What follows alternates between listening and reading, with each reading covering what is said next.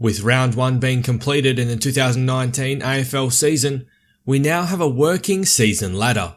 However, with the fixture being a relatively uneven draw when comparing teams, the ladder may not be a true reflection of a team's form. We at AFL Access have decided to come up with something ourselves to rectify this problem. I am Ryan from AFL Access, and this is the AFL Power Rankings for 2019.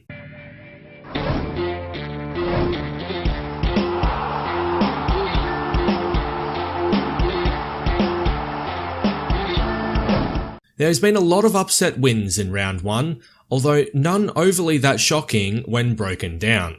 The favourites in games in the early season tend to come off the back of previous year's form, as opposed to the potential form after another gruelling pre-season.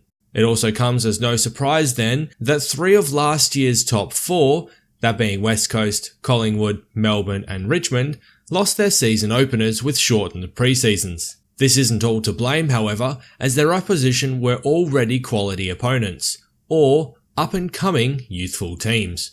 Many things go into determining the rankings, and we've tried to eliminate as much bias as we can, using the form of each team and their opponents to try and develop an overall form ladder.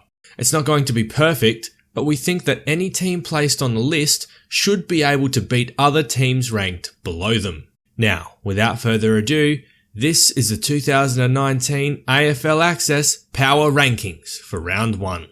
In 18th spot we have Essendon, a team widely believed by many to push for a finals position as well as a top 4 spot, was completely dismantled by GWS.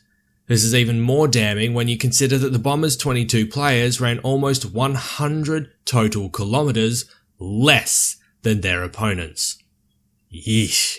In 17th we have North Melbourne, who went into the game against Fremantle with some hope when Jesse Hogan was ruled out of the game. Needless to say, the Dockers quashed that hope to the tune of 82 points, and scored the highest score of the round.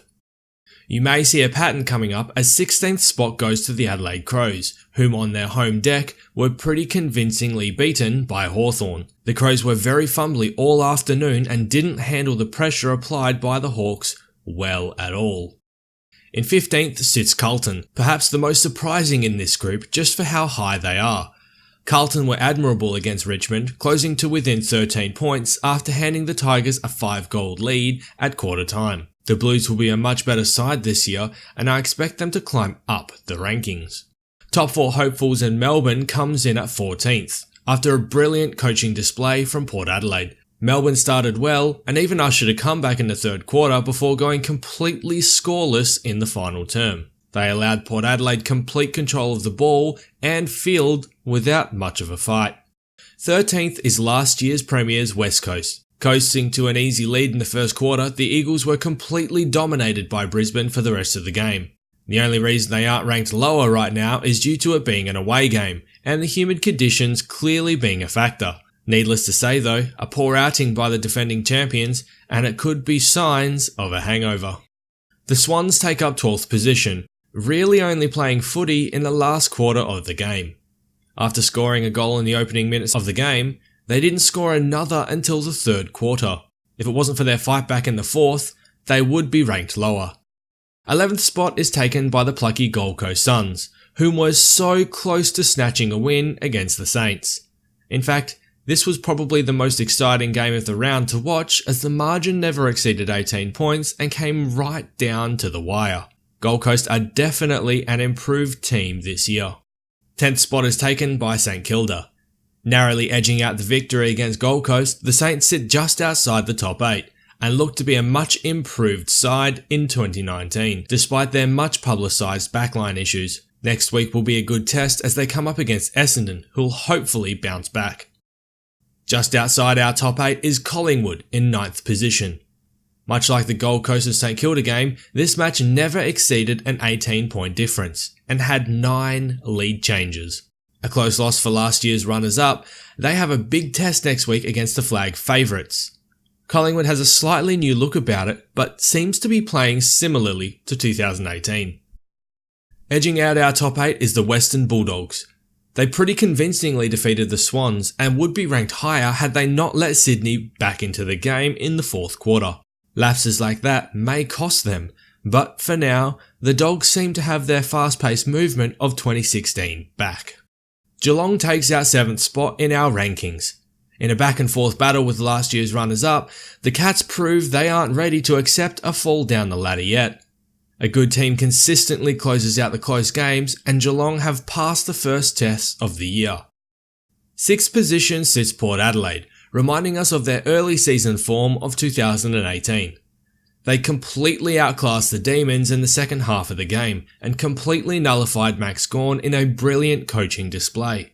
Their ball movement was reminiscent of a few years ago, and structural changes have greatly benefited them. Just outside the top 4 is Brisbane, purring happily in 5th spot.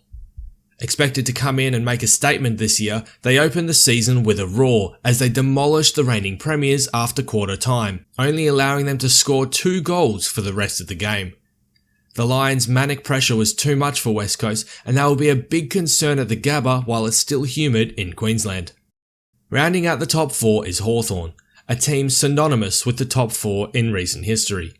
The Hawks really outran, outpressured, and outclassed Adelaide, who many expected to return to their 2000 grand finalist heights.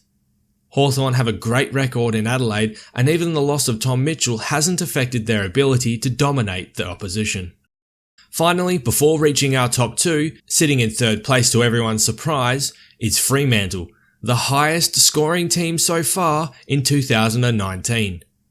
After losing Jesse Hogan for an undetermined amount of time, the Dockers had many question marks as to how well they would perform. The answer was basically performing a training drill using the North Melbourne team as witches' hats as they seamlessly cruised to an 82-point victory. In 2nd position is Richmond, who probably attains this spot through reputation. Basing it on form, they probably should be below at least Fremantle, but we still think that the Tigers would beat the Dockers on any given day. Cruising to an easy lead early, the Tigers were challenged by Carlton, letting them have a shot to get within 7 points. Carlton missed that shot, however, and Richmond put the pedal down once more and blew out the margin in the last 10 minutes of the game. And sitting high and mighty on top of our power rankings sits GWS, who completely demoralised the Bombers to the point that they ended up running almost a combined 100 kilometres less than a GWS team. To demoralise a team so much that they would probably be beaten by a VFL, SANFL or Waffle team is simply embarrassing for the Bombers, and a huge credit to GWS. They are, after round 1, the best team in the competition. Do you agree with our round 1 power rankings? Let us know your thoughts in the comments below. If you liked the video, make sure to leave a thumbs up and subscribe and ring that bell to receive notifications when new content goes live.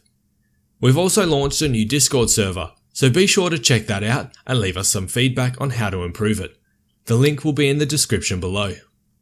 This has been your AFL Access.